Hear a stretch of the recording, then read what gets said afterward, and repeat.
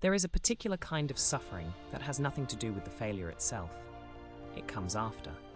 It is the ceremony we build around the failure, the replaying of the moment, the rehearsal of what others must think, the slow, elaborate funeral we hold for the version of ourselves we believed we were, before the business collapsed, before the relationship ended, before the mistake was made in front of everyone who mattered. The failure lasts a day. The funeral can last years.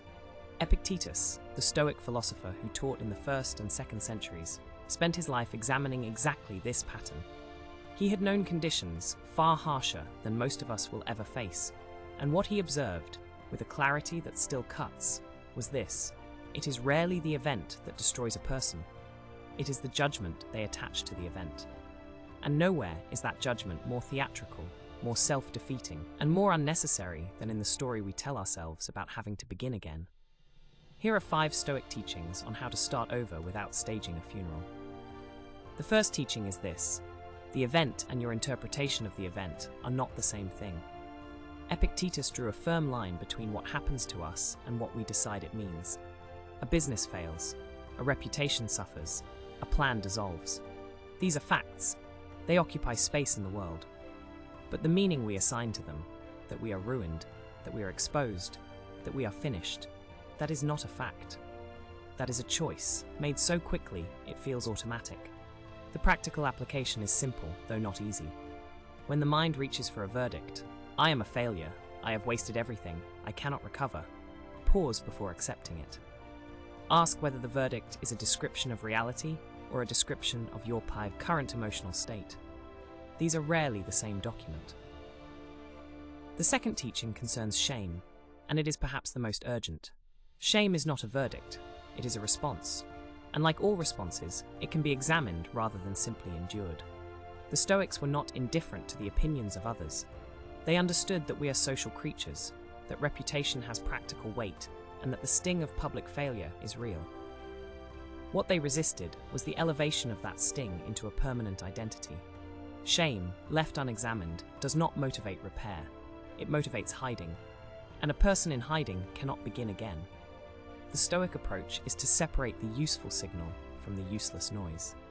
If shame is pointing toward a genuine error in character, a betrayal of your own values, a failure of honesty or care, then it deserves attention. Follow it. Correct what can be corrected. But if shame is simply the discomfort of being seen to have failed, of having your impermanence made visible, then it is noise. Acknowledge it and set it down. The third teaching is the one Epictetus returned to most consistently. Focus only on what lies within your power. When we lose something, a position, a relationship, a plan we had built our identity around, the mind floods with questions about what others will do, what cannot be recovered, what the future now looks like. Almost none of these questions are answerable. Almost none of them concern anything within our control. What is within our control is the next considered action.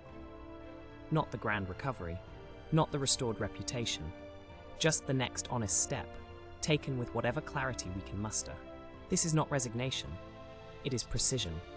The person who narrows their attention to what they can actually influence is not giving up on the larger picture.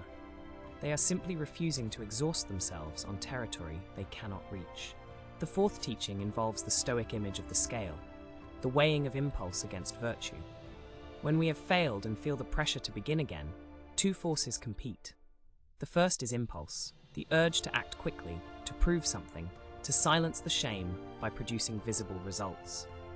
The second is virtue, the slower, quieter commitment to acting well rather than acting fast. The scale is the pause between them. Epictetus taught that the untrained person is carried by their impulses. The trained person, the one who has done the philosophical work, feels the impulse, recognizes it, and then chooses. This choosing is not weakness. It is the whole point of the discipline. In practical terms, this means that when you are rebuilding, the quality of your first steps matters more than their speed. A new beginning built on panic and performance will carry the same flaws as the chapter that just ended. A new beginning built on honest assessment and deliberate choice has a different foundation entirely. Weigh the impulse, then act from virtue. The fifth teaching is the one that requires the most courage, because it asks us to begin plainly. There is a temptation, when starting over, to frame the restart as something heroic, to give it a narrative arc that makes the failure feel necessary, even noble. And sometimes that framing is genuinely useful. But sometimes it is simply another form of theatre, a way of avoiding the quiet, unglamorous work of actually beginning. The Stoics valued plainness, not as an aesthetic preference, but as a philosophical commitment. The plain beginning, the one without announcement, without performance, without the need for an audience, is often the most durable. It does not require external validation to sustain itself. It is not dependent on others recognizing your resilience. It simply proceeds. This is what it means to begin again without a funeral. Not to pretend the loss did not occur, not to perform recovery for the benefit of observers, but to acknowledge what has ended, to set down the ceremony, and to take the next plain step with whatever steadiness you can find. Epictetus did not promise that this would be comfortable. He was not in the business of comfort.